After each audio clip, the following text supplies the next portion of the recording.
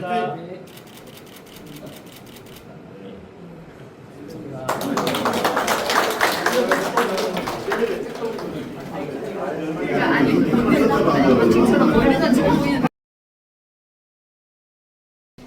홍보대사로 의료 직종을 대표하는 소리를 내시면서 활동을 하고 계십니다.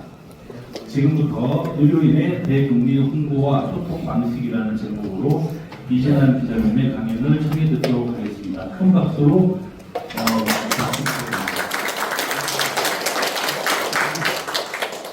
소개 감사합니다. 오늘이 그 마지막이군요. 강의를 열심히 다들 들어주셔서 훌륭하게 수료식도 해가고 하셔서 강사분들 보니까 다 이제 노원생들 지금 병원 옆에 상금 도의랑 진행을 요즘 하고 계시는 좀 쉬고 계시고 다들 잘 아시는 분들이라서 되게 나가서 해야 되나 아니면 이어서 해야 되나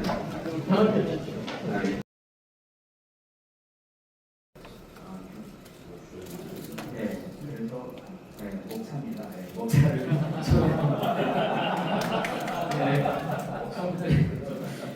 정확하게 나가야지 좀 부담이 덜 제 소개를 하고 그래서 사실은 핵심은 홍보 방안 이게 핵심인데 끝까지 나가지 마시라고 제일 마지막에 위치를 해놨습니다.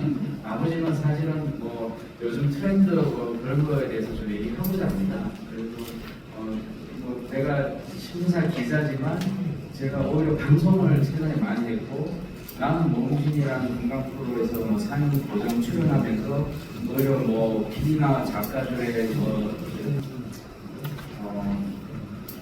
적자 소개하면 아까 소개해 주셨는데 어떤 2001년도 이제 인턴을 마치고 제가 1년 마칠 때가 항상 이런 혼란한 시기였어요. 의약분무 사태 때 그 혼란한 시기에 많은 의사 출신들이 좀 딴짓하는 걸 많이 했었어요. 사실 그 딴짓한 우리 동기들 진짜 많거든요. 그래서 이따가 제가 다 보여드릴 텐데 우리 동기들이 어떤 딴짓을 하고 있는지 보여드리도록 하겠습니다. 아마 이번에도 의료 사태 때문에 많은 의사분들이 사표도 많이 내고 사직서도 많이 냈거든요. 충북대 같은 경우는 사직서를 20명이 교수님이 안 했습니다. 그래서 이거 내년에 또 충북대 학생들은 세미나 도전하는데 어떻게 감당하려고 하지? 걱정이 되는 상황이거든요. 그래서 여튼지 간에 이런 사태나 혼란이 나오면 딴짓하는 사람들이 많이 생기고 그런 사람들이 또 사회에 또 기여를 많이 또 하게 됩니다. 그래서 난 되게 긍정적이라고 생각을 하고요. 기자 생활하면서 뭐 책도 많이 내고 뭐 그런 많이 하지만 하면서 기자로서의 생활도 하면서 방송 생활도 하면서 또 유튜브 생활도 하면서 여러 가지를 다 해보니까 이게 재밌더라고요. 그래서 저는 중간중간 한 5년차 됐을 때 감들려고 했다가 또 재미를 느껴서 또 하다가 보니까 24년차 기자로 됐습니다. 그래서 제가 명함을 항상 이렇게 그러면 다른 기자들에 비해서 약간 차별화된 명함이 있어요. 바로 톡톡은가에 유튜브 운영한다는 걸 보여드리고 있고 이메일도 되게 동아상품이라고 모든 기자들이 이제 동아상품 쓰는데 저는 허가를 받았습니다. 국장한테 진행을 하겠습니다. 우리 정말 이 저장이 3기가밖에 안 되거든요. 이거는 200기가 넘기 때문에 그래서 이걸 활용하고 있고요. 항상 잘 적어놓으시고 필요할 때 저한테 언제든지 문의를 주시면 뭐 홍보에 대한 거나 정책에 대한 거나 여러 가지에 대해서 제가 좀 어드바이스 이런 걸 드릴 수 있을 것 같습니다. 아까 제가 이제 그 동기들 909192 제가 이제 사무소에서 구의하고 있는데 90들하고 이렇게 다쭉 같은 이제 친구를 맺고 있습니다만 이 친구들이 이제 결국 24년 전에 이제 의약분무 사태 때 굉장히 뭐 파업을 주도하기도 했고 저도 파업에 참가해서 뭐 연세대에 가서 막 이렇게 하고 오셔가지고 요즘은 다릅니다. 요즘 의사사 하는 애들이 한 명도 없어요. 그냥 다 숨어가지고 그냥 각자 도생으로 지금 움직이는 게 그 당시하고 지금 너무 다르다는 거. 어떤 그렇습니다. 그래서 이거 보면 그 동기들 이제 신정이가 예전에 그 MBC 의학 전문 기자로 있다가 지금은 또뭐 사업가고 뭐 벤처 사업가 대표로 있고 한겨레 김양훈 기자도 그 우리 제 같은 동기였고 또 이건 유명하신 분이죠. 네. 최대리 회장 제 동기입니다. 그래서 같이 저랑 수업을 같이 들었고 같이 뒤에 앉아가지고 그래서 항상 저랑은 그때부터 애틋하게 같이 잘 지냈던 친구였는데 정말 애틋한 친구였는데 이렇게 혁명적인 사람으로 바뀔 줄 제가 상상을 못했다. 예. 그리고 정통령 이제 공공의료 정책관 됐죠. 그래서 이 친구가 지금 굉장히 고생하고 있어요. 왜냐하면 우리나라 지금 국립대병원 그다음에 응급의료 이런 모든 걸 필수를 책임지는 친구로서 지금 활동하고 있고 또 손영래는 코로나 때뭐 대형 온갖 그 대변하고 문케어 그 담당도 했던 친구긴 한데 그러면서 굉장히 크게 성장해서 이 친구가 아마 내성의 차관 뭐 이렇게 될 줄 알았는데 갑자기 정권 바뀌면서 이 친구는 저 미국에 가서 잠시 떠나 있고 통면이가 대신에 좀 갑자기 또 메인으로 들어와가지고 이렇게 서로가 왔다 갔다 하더라고요. 누가 메인이 될지 모르고 근데 아무튼 손흥민 지금은 이제 코로나 이제 마지막 그거 이제 병원에서 마스크 벗는 것까지 다 이 친구가 다 최종 발표를 하고 조용히 지내고 있고 정동영 정책관이 제일 고생하고 있어요. 마음고생 제일 많이 하고 있고 밤이면 저랑 맨날 통화하면서 죽겠다. 여튼 그러고 있어요. 이제 이런 동기분들이 그 당시에 이제 벌써 24년 된 그 당시에는 같이 지지고 볶고 학생 활동도 같이 하면서 했던 친구. 그래서 근데 이제 중요한 건 현재 우리 의학 전문 기자들이 또 많다는 거죠. 또 의사 출신 의학 전문 기자들이 아니라 사실은 일반 기자가 이제 의학 전문 기자로 되는 거죠. 왜냐하면 그보다는 어쨌든 한 분야에 파고들면 결국은 회사에서 이 친구를 그냥 의학 전문 기자 시킵니다. 그러면 이 친구는 10년이고 20년이고 쭉 하는 거라서 아마 여러분들 중에서도 아는 분이 분명히 있을 것 같아요. 그죠? 그러면 동아일보 김철중 선배 KBS 이충훈 선배 박만순 조경찬 근데 이거 지금 10명밖에 안 돼요. 다 가지고 옛날 초창기 10명 이상 됐는데 이제 5명밖에 안 되고 치과 출신은 아직 한 명 없는 것 같아요. 아주 이런 사태가 큰 사태가 없었거든요. 아마 사태가 나오고 하면 분명히 한 명이라도 나올 것 같은데 지금이라도 원하시면 언제든 연락 주시면 제가 열심히 트레이닝 잘 시켜가지고 의학 전문기자로 등록할 수 있도록 노력하겠습니다. 여태는 5명인데 그나마 허덕이겠습니다. 왜냐면 김철중 선배가 이제 작년에 이제 정년퇴임하고 그냥 제 대학으로 계속하고 계셔가지고 실제로는 저랑 이충훈, 박강수, 조동찬 이런 식으로 이제 4명밖에 없는데 요즘에 또 한 명은 또 결혼 준비도 한다고 그래서 정말 시가 마를 정도의 아주 드문 기자들이고 나머지 기자들 분들은 아마 아신 분도 계실 겁니다. 그래서 이분들이 저보다 선배님 분도 계시고 정년 앞두는 선배님도 계시지만 또 젊은 친구들도 있고 해서 이런 친구분들이 아마 한국의 의료라든지 정책 또는 건강 관련돼서 여러 가지들을 다 주도하고 할 그런 위치에 있는 친구들이라는 거. 그래서 저를 통해서 이 많은 사람들과 여러분 다 이어진다. 그렇게 아시고 하시고 자, 이더라고요. 배우하신 분 보면 되게 광고가 접촉 많이 하는 분들이 계시고 저한테 편집부 있고 편집부 밑에 정책사회부가 있습니다. 정책사회부에 또 편집부가 따로 있는데 이렇게 사실 그러니까 왜 낚시 기사라든지 아주 또 차관 기사들 올라가 있는 거 보면 다 기자가 직접 간 것보다는 아무래도 기자가 아닌 편집부에 있는 기자보다 편집부도 기자거든요. 이제 기사를 읽어보고 적당한 재밌는 걸 갖다 핵심적인 걸 알게 됐는데 최근에는 좀 많이 바뀌었어요. 기사가 다시 자기가 쓴 기사인데 왜 딴 편집부 기자가 제목을 다 내요.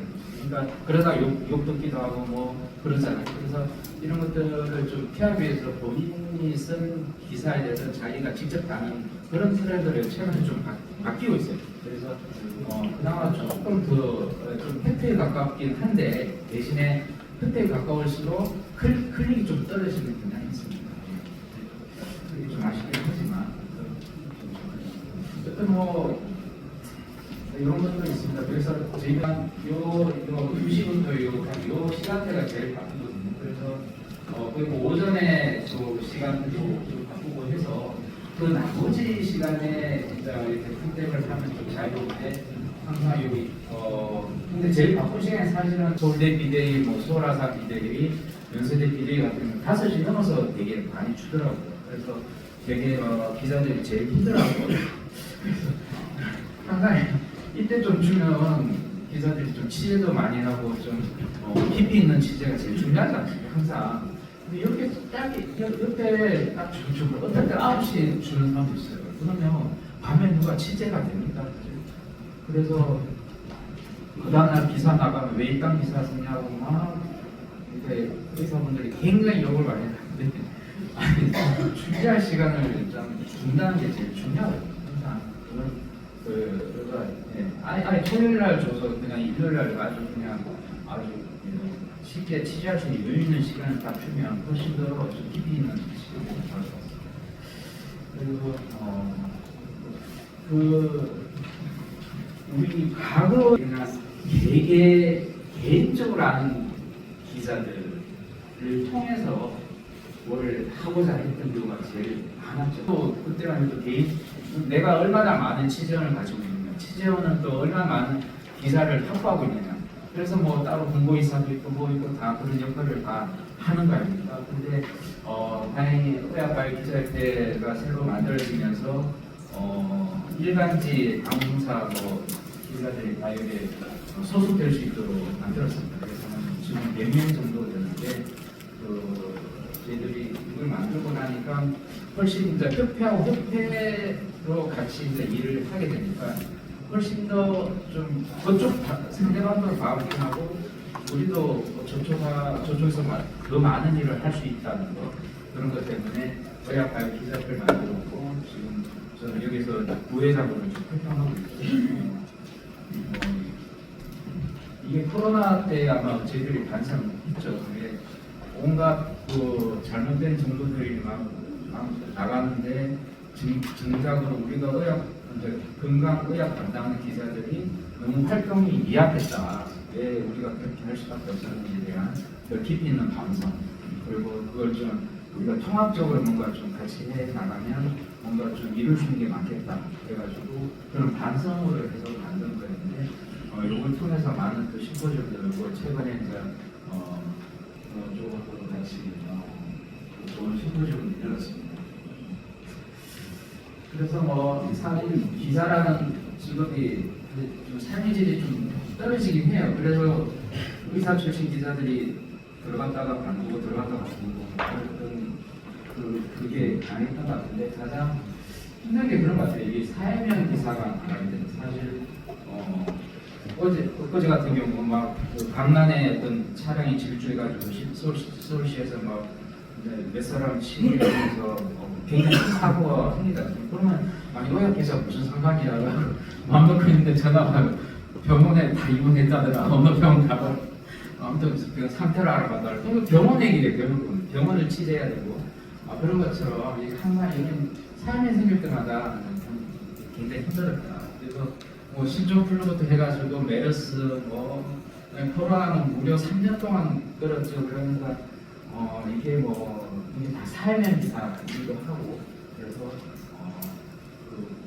그래서 마감 시간이 또 있다는 거. 취재원과 또 만나기 싫은 취재원도 만나야 되는 또 상황이니까 그런 것들 인간관계 또 좋아야 되고 아무튼 이런 것들이 가장 힘들었던 또 이게 나를 감시하는 게 아니라 이게 내가 회사에 소속돼 있기 때문에 나의 상관에게 항상 보고를 해야 되죠.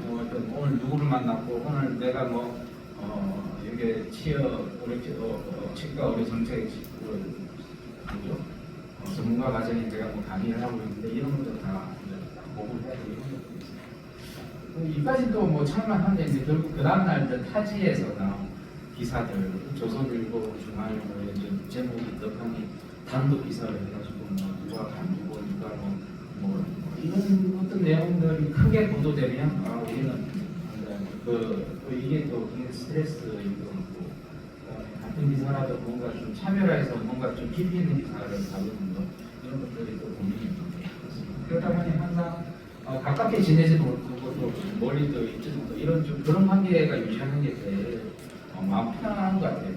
근데 지금은 저는 24년 차가 되니까 무려 의사들, 뭐 치과의사분들, 뭐 간호사, 약사, 뭐 해가지고 한 2만여 명의 전화번호를 받고 있다 보니 또 그중에 또 막 친한 분들 많이 생기고 하다 보니까 저는 이게 깨져 있어요. 근데 되게 일반 기자들은 되게 2년 하면 다른 부서로 가잖아요. 이게 공무원도 마찬가지고 그러다 보니까 이런 원칙을 좀 지키는 분위기도 합니다. 근데 다만 의학 전문기사는 좀 다른 것 같아요. 여러분들 의학 전문기사의 성격을 좀 탐할 필요는 있을 것 같습니다. 대개 진짜 20년 이상 또 기본이 그냥 5년 이상 5년만 넘어가면 그 분야에서는 그래도 어느 정도 좀 확보된 기사라고 생각하시면 되는데 20년 이상 기사들도 많고 20년 이상 기사들 중에는 보건의료, 보건학, 석사 뭐 이런 거에 병원 경영 이런 쪽에 뭐 석사, 박사까지 나온 사람도 있고 그다음에 의사, 간호사 출신은 꽤 있어요. 간호사 출신이 있고 의학 전문지 출신들도 되게 일반직 기자로 넘어오는 경우가 많고요. 그러니까 소속이 사회부도 있고 저는 정책사회부지만 정책사회부 말고도 뭐 과학부, 문화부, 국제부 이런 여러 부서는 크게 뭐 상관없더라고요. 이 친구가 의료를 담당하냐 안 하냐 이게 제일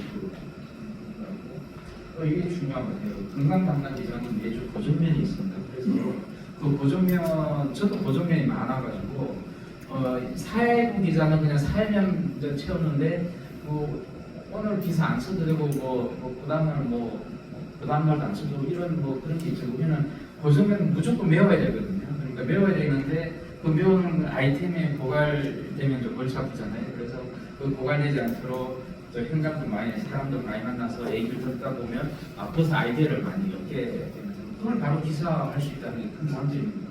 그래서 고정면을 가지고 있는 게 저도 고정면을 매주 목요일자 또 수요일자 해가지고 한 두 개면 이상을 다 고정면을 하고 있기 때문에 그것을 뭔가를 채워나가는 게 고민입니다. 하지만 또 아까 말씀드렸던 사회면 사건 기사 이런 것들을 다 챙기긴 해야 되는데 그래도 제일 메인은 아무래도 고정면을 좀 많이 챙기면서 의학과 의료와 관련된 건강과 관련된 건강과 관련된 것들을 많이 그래서 결국 변화를 겪을 수밖에 없고 내가 이제 올 초부터 계속 집에서 회사까지 전철 타고 왔다 갔다 하지만 신문을 보는 사람이 딱 한 번만 정말 감사하기도 하지만 중앙일보였지만 여튼 그거라도 문다는 게 얼마나 중요한 건지 저희 아파트에 신문 보는 딱 한 분도 있어요. 미친 그렇습니다. 그래서 그럼에도 불구하고 신문은 많이 그래도 봐요. 여전히. 그리고 예전에 제가 입사했을 때 물론 200만이 넘었지만 그때만 해도 페이스북도 없고 유튜브도 없고 SNS가 없던 시기라서 근데 많이 떨어졌죠. 70만 부에서 현재. 그런데 조중동에서 조동준 꼭 기획 좀 하시고 이렇게 된 지 꽤 됐거든요. 5년 넘었는데 그래도 제 앞에서는 동조적이라고 그렇습니다. 그래서 저희들 근데 이제 신문과 방송 많이 이제 분양하지 않습니까? 매일 경제는 MBN 조선일보 TV조선 그런 신문과 방송 경영을 같이 하다 보니까 그 파워풀해진 것 같습니다. 그러니까 신문이 약해졌다라고 생각하시면 절대로 오산입니다. 왜냐하면 신문 기사를 통해서 이게 다 인터넷으로 다 올라가지 않습니까? 이런 것을 매일 보지 않습니까? 매일 보면 뭐 중앙일보 기사, 동아일보 기사, 뭐 조선 기사, 그러니까 제일 메인 타겟으로 다 많이 뜹니다. 그래서 영향력이 여전히 있는 그리고 또 방송까지 같이 곁들여서 하다 보니까 그 파워풀한 걸 따지면 정말 예를 들어 동아일보 같은 경우는 동아미디어 그룹에 뭐 예를 들어서 출판국의 여성동화, 뭐 신동화, 뭐 돼가지고 또 주간동화 아니면 또 동화각품 그다음에 이런 채널A 뭐 동아일보 보시니까 그 영향력은 뭐 KBS가 이미지만 정말 그 사인 것처럼 파워풀한 매체가 보니까 그래서 제가 이제 고민을 해봤어요. 그래서 제가 회사에 제안도 하기도 했는데 그래서 뭐 취업과 뭐 같이 했을 때 요 정책에 대한 걸 가지고 우리 동아일보에만 기사 쓰지 말고 채널에도 쓰고 신동화하고 주간동화 뭐 심지어 우리 그 동아일보 그 위에 가면 뭐죠? 큰 스크린 그 뭐라고 네? 네 그런 거. 그 우리 사거리 동아일보 사거리 큰 위에 뭐 그것까지 다 포함해서 그래가지고 그냥 통합으로 여기다 통키로 한번 제안해서 한번 해보면 그거는 그냥 영향이 엄청날 거다. 아무도 그렇게 해본 적은 없지만 그렇게 해보는 것도 한번 좋겠다는 생각이 들었습니다. 그래서 뭐 제가 이제 결국은 이제 이런 것도 이제 언급을 좀 해보면 좋을 것 같아서 합니다. 결국은 이제 뭐 많은 사람들이 저도 뭐 오늘 아침부터 해가지고 사실은 뉴스를 많이 보기보다는 이제 유튜브를 통해서 검색을 해서 많이 보게 되거든요. 이게 결국은 나이가 들수록 옛날에는 TV를 보는 인구가 많았는데 하면 갈수록 이게 잘 안 보일 것 같은데 여튼 나이가 이제 들수록 이게 예전에 비해서 스마트폰 그 연령이 많이 늘고 있다. 2004년에 비해서 2015년인가 2020년 그래서 이렇게 인식 변화가 되고 있고 또 가장 많이 보는 게 결국은 유튜브, 넷플릭스, 뭐 TV, 저희 쿠팡 플레이 뭐 이런 거 이런 순으로 보고 있다. 전혀 보는 게 전혀 다 달라졌죠. 그래서 아마 이게 치과 개원하신 분들도 타겟 대상과 그다음에 플랫폼을 어떤 식으로 광고해야 될지에 대한 고민을 많이 해보면 이런 플랫폼 쪽으로 이제 가게 갈 수밖에 없다는 거고 그러다 보니까 이제 좀 보여주는 영상에 대한 고민을 많이 앞으로 더 많이 해야 되지 않느냐. 그래서 저도 아까 최근에 다닌 이제 10만 넘으면서 이제 15 버튼을 받고 그래서 여러분들 많은 도움을 받아서 이렇게 다 구독을 하신 걸로 제가 보고 알고 있습니다. 그래서 이제 뭐 해외에서 누가 이렇게 리서치 센터에서 이제 검색을 해가지고 저한테 보내준 사람인데 좀 영향을 끼치는 인플루언서가 누구냐 세 곳이 되는데 한 곳은 제 톡톡음악이었고 또 한 곳은 세브란스 유튜브 TV였어요. 세브란스가 굉장히 구독자도 많고 되게 많이 재미는 많이 발굴하고 이렇게 세 군데 하나 되었고 그래서 제가 자부심을 느끼고 있는데 최근에 대로 와가지고 이렇게 시도를 받았던 거 하고 또 중요한 게 있습니다. 여러분들도 이제 아마 유튜브 하시는 분들 손 한번 들어보시면 유튜브 직접 하시는 분 계신가요? 아무도 없어요? 좀 하시지.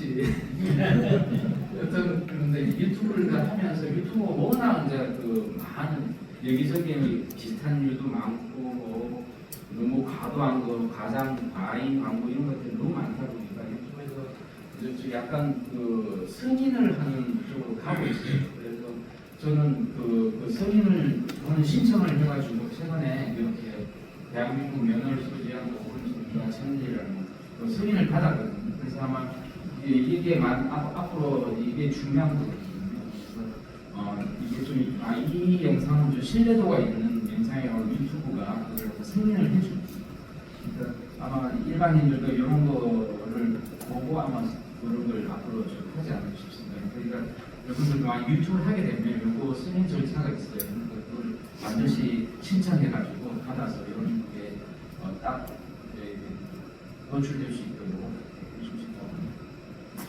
그래서 저만 하는 게 아니라 이제 하다 보니까 제가 영향을 끼치긴 끼쳤지만 그래도 후배들이 또 많이 하게 됐습니다. 어떤 후배들이냐면 이런 식으로 유튜브 쪽에서 예전에 분석을 한 적이 있어요. 분석해 보니까 정신과와 관련되어 있는 주제로 하는 유튜브가 가장 클릭수도 많고 조회수도 많고 그렇다는 거예요. 그래서 저는 정신과 쪽으로 많이 파진 않았지만 지금은 그런 걸 파악해가지고 이해나의 정신살롱이라는 걸 통해서 정신과 의사들 대상으로 해서 정신과 영역을 파고들는 것이고, 그리고 박윤선 선배라고 있어요. 그 동양친구 박윤선 선배는 쇼츠로 해서 이거는 이제 편집을 하는 게 아니니까 바로 현장에서 바로 찍어서 바로 올린다. 바로 올리는 영상을 바로 해가지고 속도면에서는 가장 최고 1위. 하지만 상대방의 허락도 받고 오늘 나오는 것도 다 허락받는데 허락 없이 해가지고 나중에 문제될 소지가 가장 많은 그런 시간입니다. 그렇고 이 친구는 외경의 그 서정민 기자라고 산타윤이라는 아주 독특한, 그러니까 등산을 좋아하는 여자 컨셉으로 매주 등산할 때 이쪽에 등산할 때 등산 같이 가는 사람들 같이 가서 이렇게 원래 혼자서 하다가 팬이 너무 많아져가지고 갈 때마다 많은 남성들랑 같이 그래서 오히려 이런 쪽으로 해서 건강의학은 좀 다른 듯한데 보면 또 다리가 아파, 무릎이 아파요 해가지고 또 그런 식으로 해서 또 의사들하고 같이 또 토크하는 형식의 영상을 그게 가장 많은 조회수를 기록하고 있다. 그래서 이렇게 해도 하는 방법이 또 있구나 하는 생각이 들었어요. 김태열 후배는 이제 헤럴드 경제 후배인데 생생 건강 365TV라고 해서 이렇게 좀 명의가 꼭 명의 시리즈를 하고 있어요. 그래서 뭐 임플란트를 잘하는 명의 이런 걸 추천받아서 그분들을 갖다 쫙 소개하는 거, 아니면 위암, 간암, 대장암 이걸 다 하는 그런데 의외로 이게 조회수가 많거든요. 사실은 이거 할 때 시리즈 할 때 저랑 같이 MC를 같이 봤어요. 그래가지고 그 영상을 제가 공유를 쉐어를 해가지고 같이 올렸는데 이분도 그것 때문에 조회수와 구독자가 많이 늘고 있어요.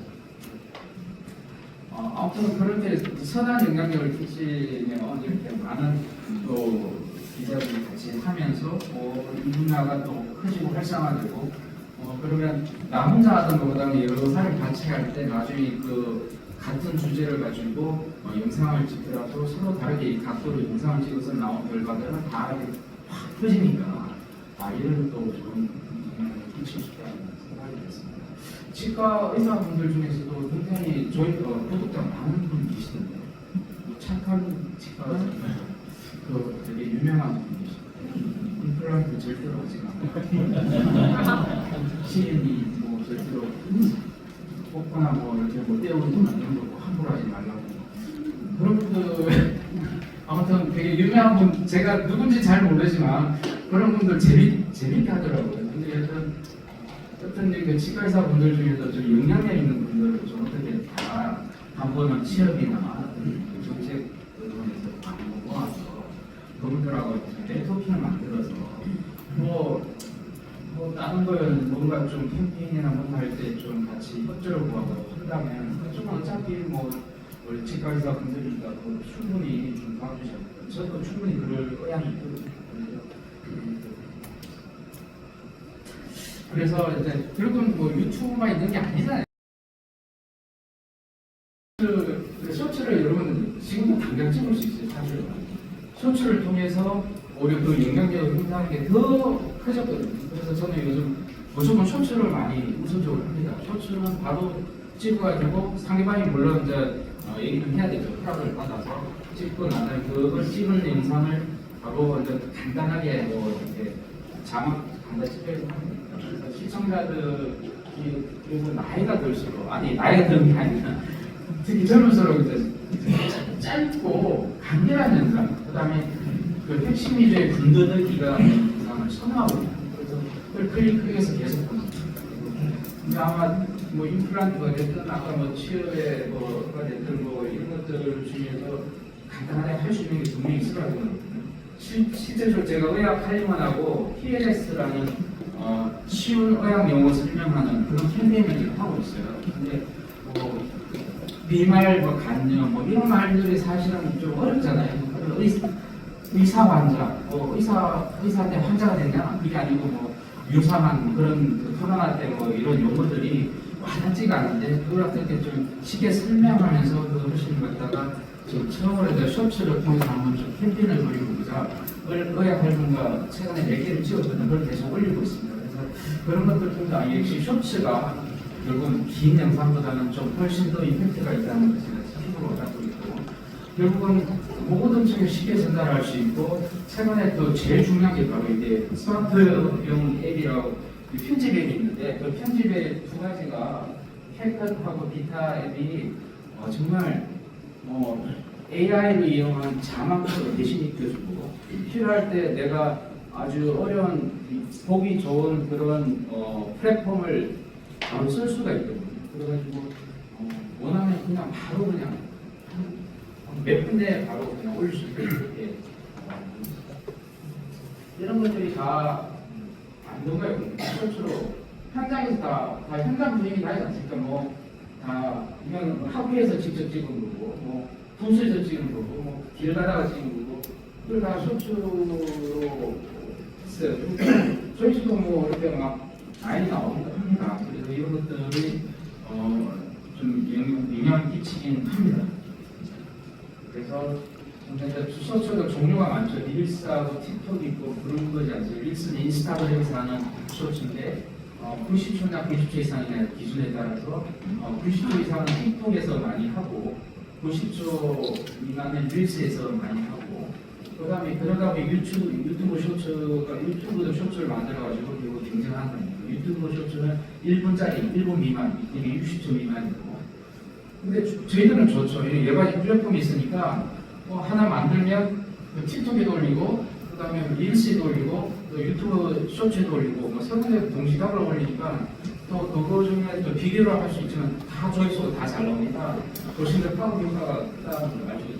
그래서 여기 틱톡에서 보는 쇼츠고 이거는 뭐 인스타그램 저희가 릴스에서 보는 건데 보면 그가 좀 더 역시 그 틱톡이 원래 쇼츠의 패턴을 가지고 출발했기 때문에 훨씬 더 보기도 좋고 가동률도 있고 클릭할 때 들어가는 어떤 부담감이 훨씬 적어서 훨씬 조회수가 많이 나오긴 하더라고요. 구독자들이. 그래서 아예 다 하고 있어요. 그래서 뭔가 필요한 것들에 대한 걸 지금 답답하고 알리고 싶은 것들을 다 쇼츠를 주로 많이 만들어서 활용하고 있습니다. 자, 또 새로운 얘기를 좀 해봐야 될 것 같은데 또 영상만 있는 게 아니잖아요. 또 영상과 기사가 뭐 짬뽕되고 복합적인 거가 제일 좋은 거 아닙니까? 제일 좋긴 좋은데 시간과 노력이 가장 많이 들어가는 거죠. 근데 이 독자와 새로운 소통 인터랙티브라는 코너가 있습니다. 저희 동아일보가 아마 처음으로 시작했는데 아마 상호작용입니다. 상호작용인데 그냥 일반적으로 기자가 기사를 써가지고 처음 도입 부분에가 결말까지 독자들이 그냥 읽게 만드는 그런 구조가 아니라 독자가 이렇게 보통 우리가 선택할 수 있잖아요. yes, no 그처럼 여기로 갈 때 아니면 여기로 갈 때 이런 그런 선택을 해가지고 결론이 어떻게 나오는지 그걸 갖다가 약간 선택형 이렇게 상호 작용할 수 있는 그런 걸 좀 만드는 그런 과정입니다. 그래서 이게 과정이 굉장히 복잡하다, 쉽지는 않다. 하지만 이런 것들이 많이 만들어지면 훨씬 더 독자들하고 어떤 임팩트가 더 커지지 않나 생각이 듭니다. 그래서 그걸 우리가 한 적이 있어요. 첫 시도를 한 거죠. 그 응급차를 탔던 날 갑자기 아팠는데 119가 불렀는데 119가 제대로 환자를 데리고 제대로 된 응급실로 갈 수 있을까? 그런 거죠. 사실 이 동아일보 이 기사 때문에 응급실 땡땡이라는 말이 용어가 생겼고 그래서 정부가 재작년부터 사실 의대 정원을 고민하게 된 누가 됐다라고 좀 과도하게 얘기할 수도 있습니다. 여튼 그렇습니다. 그래서 이 클린하게 만드는 거죠. 그럼 독자들 그냥 너가 안 보고 싶으면 보지 마. 그냥 마무리해도 돼. 다 보고 싶은 사람 클릭하게 만드는 겁니다. 제목을 다리에 큰 중상을 입었는데 앰뷸런스를 불렀는데 이 사람 다리를 살릴 수 있을지에 대해서 늦으면 다리를 절단해야 되는데 어떻게 해야 되냐 이걸 가지고 또 클릭하게 만들죠. 클릭하니까 첫 번째 사건에 과연 이 남성은 얼마나 떨어진 병원에서 수술 받았을까요? 했는데 실제적으로 이 남성은 제때 병원을 가서 다리를 살리는 거에 대해서 실패를 했지만 그걸 갖다가 실패한 그 과정을 갖다가 일일이 다 이런 식으로 만드는 거예요. 여기서 다쳤죠, 출혈했죠. 그래가지고 어떻게 되냐 해가지고 근데 결국은 이 남성이 당신의 생각할 때한 67km 정도 달리지 않는데 이건 독자들이 이제 낸 답이었고 실제로 이 남자는 260km에 여기서 부산에 김해 시작해서 결국은 저 청주까지 가서 그 응급실에 갔다. 그래서 응급실 뱅뱅이의 여러 가지 상황을 아주 리얼하게 이렇게 보여주는 거거든요. 그래서 이런 식으로 해서 인터랙티브한 방향으로 가게 되면 어떤 정책에 대해서도 여러분 이 정책 아십니까? 몰라요? 알아요? 여러 가지 예술을 해가지고 클릭 해가지고 환자가 계속 궁금증 유발을 하면서 결론을 다다르게 하면서 그걸 지식을 습nhập 하게 되는 그런 새로운 좀 시도. 근데 이 과정에 보면 여기서 클릭하면 이때 그 환자랑 구급대원이 병원에 막 연락하는 그 목소리, 절박한 목소리, 절박한 그 영상 이런 것들이 다 클릭돼서 리얼하게 볼 수 있고 그런 쪽의 인터랙티브 좀 약간 좀 새로운 시도이긴 한데 조금씩 이제 정성이 많이 좀 들어가야 되는 그런 쪽에서 볼 수가 있습니다. 그래서 잠시 한의사협회 쪽의 입장을 내가 많이 썼었는데 그때 한의사협회에서는 자기가 흡수돼도 좋으니까 튀어 다 가져와라 하면서 그 대신에 그 정원을 자기 한의사의 정원을 의사병원에 활용하라고까지 했습니다. 그때 아마 취업하고 좀 한의사협회가 같이 움직였습니다. 그럼 좀 아쉬운 생각도 갑자기 드네요. 지금도 요즘 한의사협회는 줄여달라는 얘기를 계속 하고 있어서 그렇습니다. 홍보 방안을 얘기를 하려니까 다행히 최근에 우리 끝까지 하기까지 많은 준비가 사실은 있었어요. 이게 단순히 이렇게 끝난 것 같지만 장소 섭외도 섭외지만 그 치료 바로 알기에 대한 어떤 내용으로 어떻게 해야지만 국민들이 좀 바로 알 수 있을까?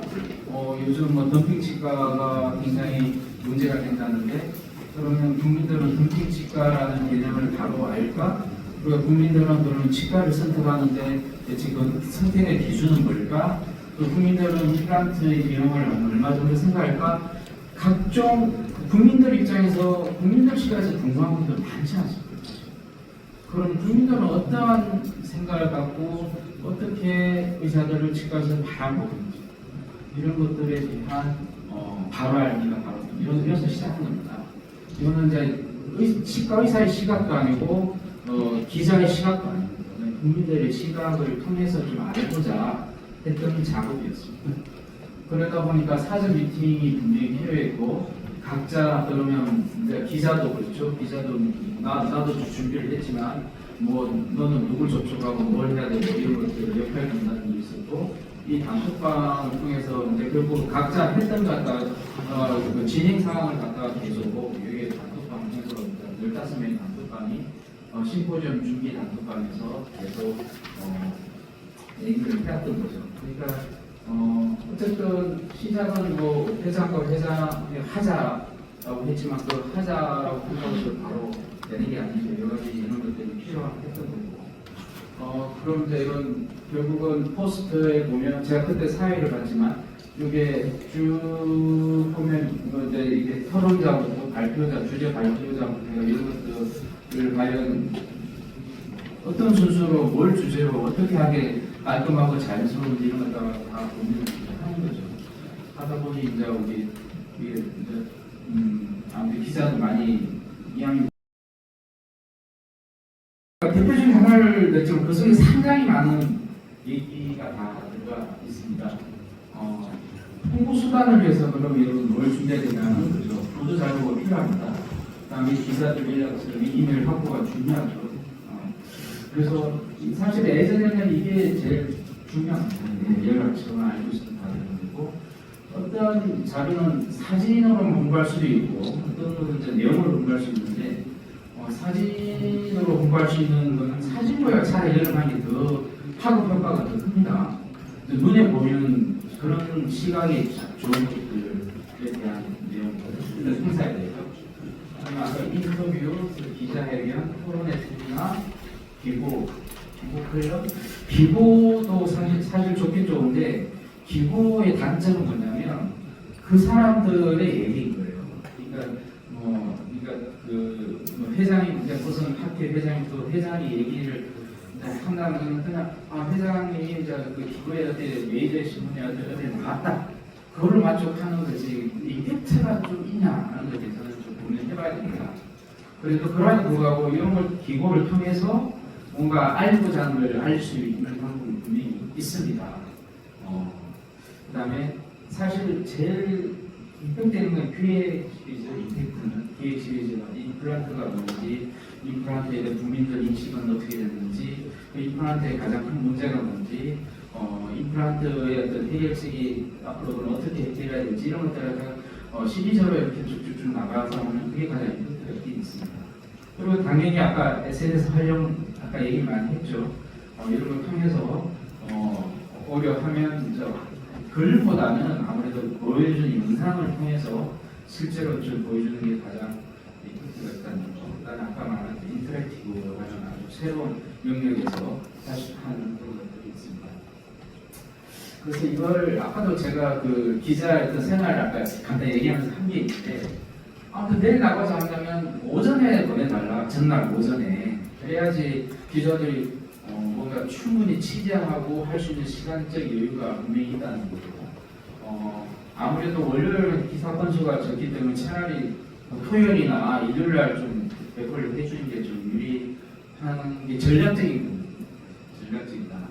그다음에 이 어떤 큰 행사 있는 경우는 1, 2주 사실 일주일 전보다 2주 전부 이렇게 미리 알려주면 미리 추가 취재할 수 있는 여유가 좀 생긴다. 그런 것들을 보시면 되겠고 사실은 저는 여기 제일 중요하다고 봅니다.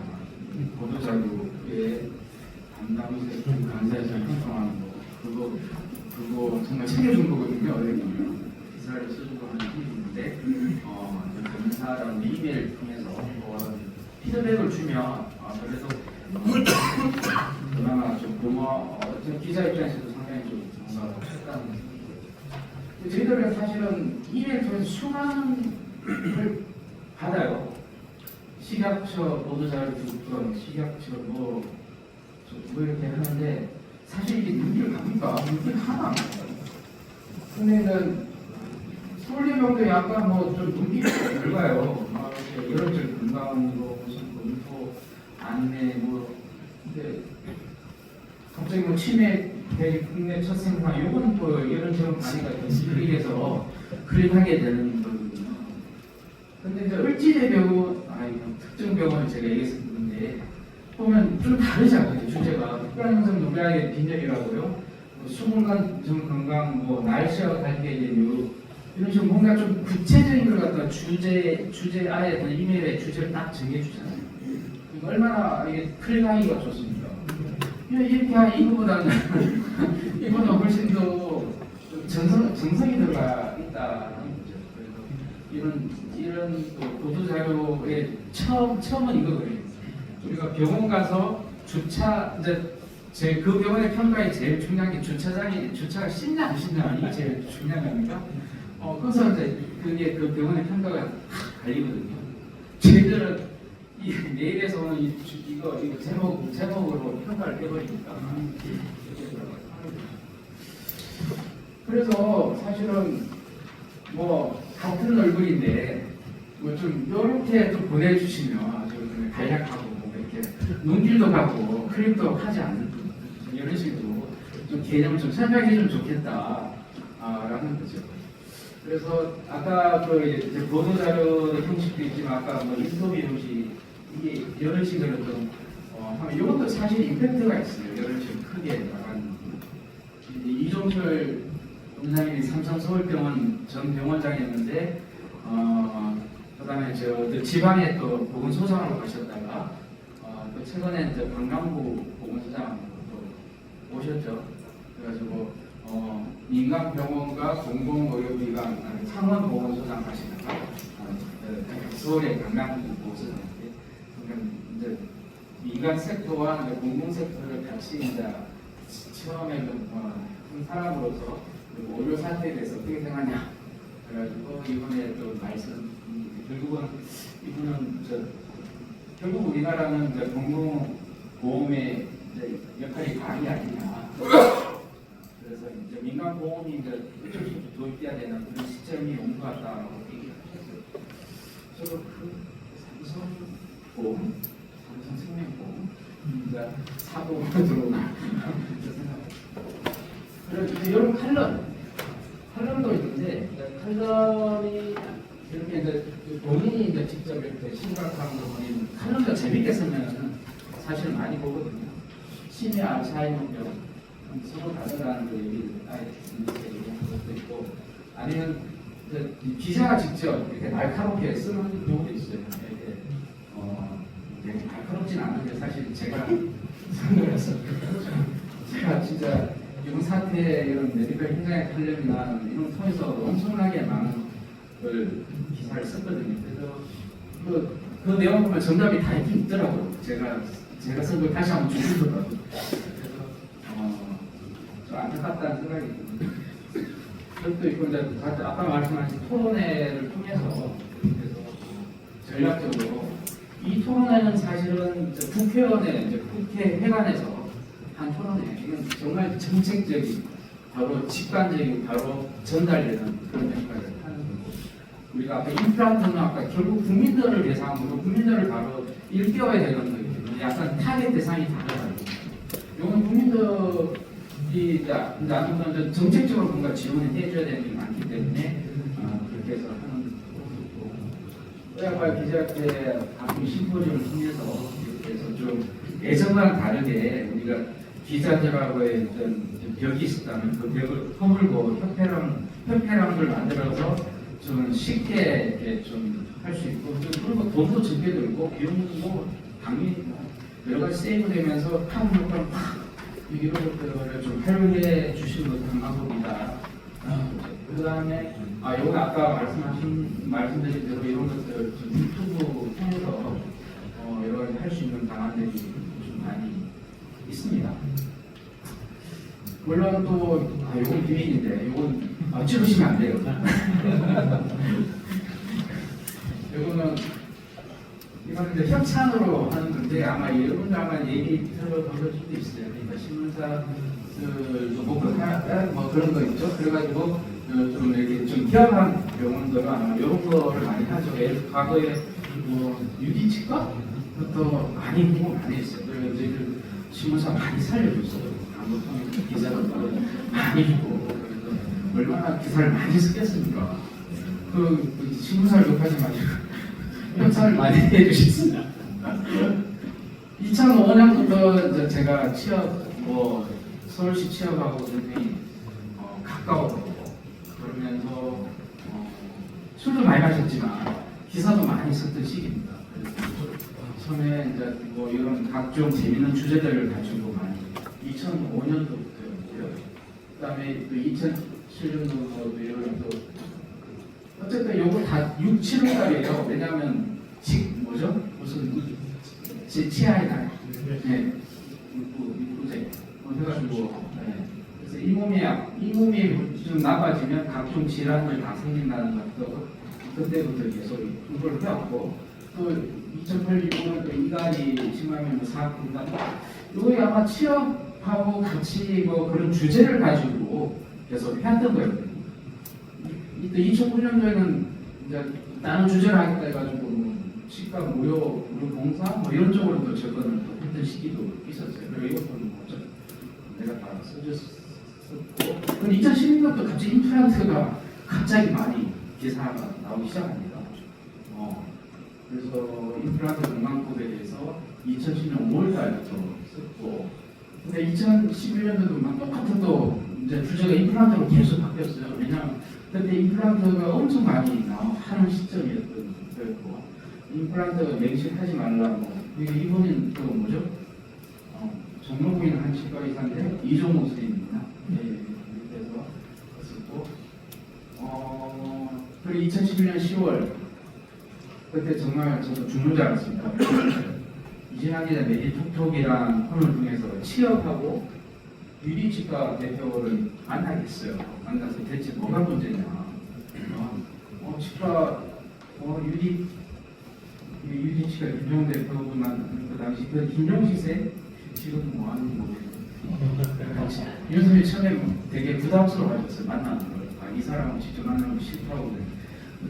잠시만 누가 만날 수 있느냐. 그래서 설득시켜서 둘이 만나서 서로 입장을 이렇게 일을 한 겁니다. 뭐 성공화된 모델이나 뭐 이런 인구 계속 그때 결국은 그런 이슈를 시작했었고 근데 사실 그 당시에 많은 의사분들이 기자분들은 그 임플란트 싸게 하는데 큰 역할을 하는데 라는 또 좋은 평가도 있어요. 그때. 그리고 난 다음에 아무튼 임플란트에 대한 얘기가 계속 나왔어요. 계속 나오고. 이런 걸 다 썼어요. 각종 임플란트. 유리치과는 이렇게 또 크게 또 모바일로 설정되어 있어요. 아주 뭐 미국에서도 나온다고 들었습니다. 그렇습니다. 그리고 이제 가장 최근에는 이제 뭐 치아 교정에 대한 얘기도 썼지만, 근데 그러니까 그 사이에 2014년 이후로는 이제 이거 취업하고 이렇게 좀 이렇게 많이 좀 활동이 많이 좀 줄어들었던 느낌이 들었습니다. 그 기자들하고 소통이 좀 줄어들었던 시기이지 않았을까요? 박영재 선생님. 네. 그래서 효과적인 제어 그다음에 결국은 타겟 대상, 결국은 어르신, 뭐 치아, 보강, 위생 가장 심각한 게 뭐 어린아이도 있고 장애인도 그렇지만 결국은 앞으로 뭐 인구가 정말 그런 노인들에 대한 보강에 대한 문제가 가장 심각하지 않습니까? 어떤 그런 사람들이 명확하게 알게 싶도록 대상성에 대한 정보를 쉽게 전달하는 게 가장 중요하다. 그래서 의학 한림원에서 PLS라는 아까 쉬운 용어를 캠페인을 벌이는 이유가 그런 거거든요. 그러니까 보강에 대해서도 치주형 뭐 이런 게 사실은 좀 헷갈리는 부분이 있어요. 충치, 치주 뭐 이런 것들이 좀 헷갈리거든요. 이런 거 갖다가 좀 쉽게 설명해 줄 수 있는 것 같다가 먼저 요소 보면 그냥 전문가가 보면 해줘야 된다. 그리고 전문 용어를 최소화해야 된다는 게 저는 제일 첫 번째로 좀 강조하고 싶은 거고, 홍보 대상에 최적화를 시켜야 된다. 뭐 어린이가 어린이 타깃 대상으로 할 거냐, 이번 주제 누구 대상으로 할 거냐. 또 이슈가 되는 채널을 좀 많이 활용하자. 저를 포함한 각종 SNS 채널, 직각에 약간 유명한 채널 분명히 있거든요. 그런 분들을 좀 같이 좀 협력해서 할 수 있는 거 할 필요가 있다는 거. 좀 소통이 필요하다. 이제 상대방과 일방적인 게 아니라 일방적인 지식 위주가 아니라 그걸 통해서 피드백도 받고 뭔가 할 수 있는 거. 가장 중요한 거는 캠페인이 제일 좀 좋거든요. 참여형 챌린지 캠페인을 좀 벌여보자. 제가 했던 소생 캠페인이라든지 소프리 캠페인 같은 경우가 참여형 캠페인이거든요. 소프리 캠페인 왜냐하면 이 밤 11시 이후에는 소프리에다가 핸드폰을 부모가 먼저 집어넣고 아이들 딱 해소하자 그런 소프리 캠페인입니다. 이런 것들이 좀 참여형이고 이걸 찍어서 인스타그램에 올리면 인스타그램 올린 사람들 중에 추첨해서 선물도 주고 그래서 피드백을 자꾸 주는 거거든요. 이런 것들 결국 전문가들 결국은 협회가 됐든 뭐 이쪽에 어뢰 정책이 됐든 전문가들 해서 과학적 근거를 제시해서 많이 활용해야 된다.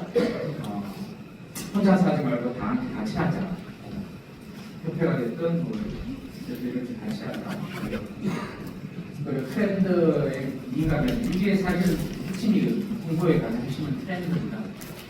다시 한번 마지막에 또 강조하겠지만 의용호 그 사람 때문에 뭐 자폐증이 굉장히 이슈가 되고 많이 알려지고 그에 대한 정책이 됐죠. 그다음에 홍보는 결국은 핑크 리본처럼 좀 오래 갈 수 있으면 좋겠다. 단시에 끝나는 홍보 캠페인보다는 좀 치아에 대해서 쭉 기억이 남을 수 있도록 보시는 그런 캠페인을 좀 해보자. 그래서 제일 중요한 게 아까 트렌드 시의성입니다. 시의성 어떻게 찾냐? 사실은 육부제가 분명히 있죠. 그 시의성이 유일한 겁니다. 근데 그걸 좀 많이 만들면 좋겠어요. 이게 1, 2, 3, 4, 5, 6, 7, 12월 달까지 각종 무슨 날 무슨 다 있거든요.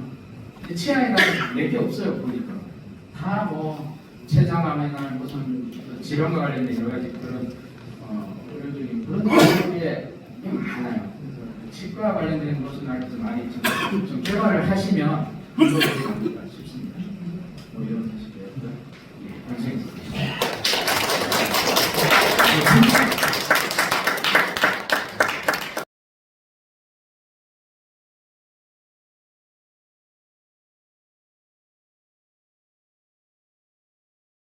치과의료 정책 전문가 과정을 이수할 기에 이 증서를 드립니다. 2024년 7월 4일 치과의료정책연구원장 박영채.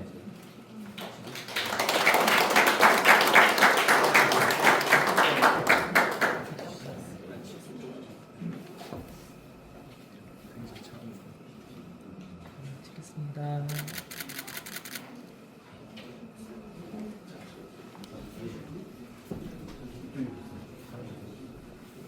이준호 선생님 앞으로. 김정수 선생님. 이하 동문입니다. 2024년 7월 4일 치과의료정책연구원장 박영채.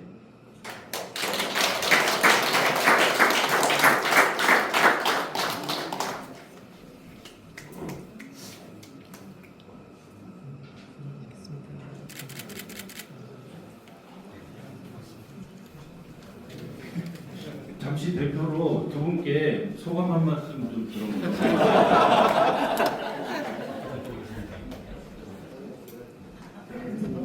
각 분야에서 열심히 열정적으로 목표의 리더 역할 해주신 선생님과 함께한 사주 즐거웠습니다. 특히 저 강연도 그렇지만 2차 집이 다시 일단 뭐 강연이 나쁘지 나쁘다는 얘기는 아니었고요. 다시 한번 우리 연구원장님한테 감사드립니다. 감사합니다.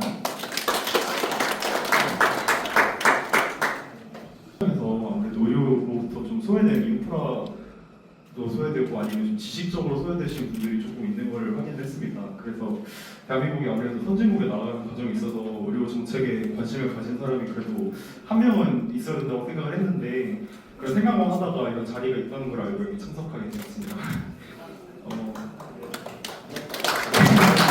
그리고 아무래도 의학의 뿌리를 두고 각 분야에서 활동하시는 분들 보면서 지금은 이제 공주보건에서 하면서 쉬고 있는데 좀 세상에 대해서 조금 더 눈을 넓게 가질 수 있었던 경험인 것 같습니다. 자리 많이 해주셔서 감사합니다. 좀 뜻깊은 거는 저희가 아주 적극적으로 참여해 주신 것 같아가지고 모든 등록자분들께 감사를 드립니다. 다음에 정책연구원장님 인사 말씀 마지막으로 듣도록 하겠습니다. 세 번째 이 정책 전문가 과정의 피날레를 이제 맞이하게 됐습니다. 우선 먼저 이 공간을 마련해 주시고 우리 이 행사가 진행될 수 있도록 아낌없는 후원을 해주신 신흥의 이영희 회장님께 진심으로 감사드립니다.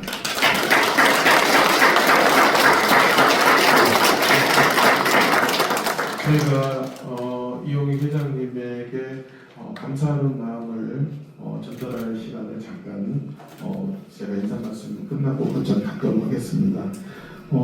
2015년에 이 행사를 진행했었지만은 그때보다 훨씬 더 많은 분들이 지원을 하셨고요. 지원하신 분들 중에 상당수는 다음 기회에 또 참석을 하시겠다고 미뤄놓습니다. 73명 중에 63명이 수료를 할 수 있었던 것은 3번 참석을 해야지 수료증을 부여하게 되는 사정으로 볼 때는 상당히 적극적으로 참여를 해주신 점으로 보아 다시 한번 큰 감사를 드리겠습니다. 그리고 이 행사가 이걸로 끝내는 게 아니라 차후에 다른 또 시즌을 만들 그런 계획을 가지고 있고요. 그 시즌에 또 다른 또 의미를 두기 위해서는 이 행사에 참석하신 여러분들의 평가가 상당히 중요하게 작용을 할 것 같습니다. 여러 경로를 통해서 이 행사의 방향과 또 진행하는 행사에 대한 평가들을 아낌없이 말씀 주시면 저희가 충분히 반영해서 더 좋은 자리를 반드시 만들도록 하겠습니다. 여러분 감사합니다.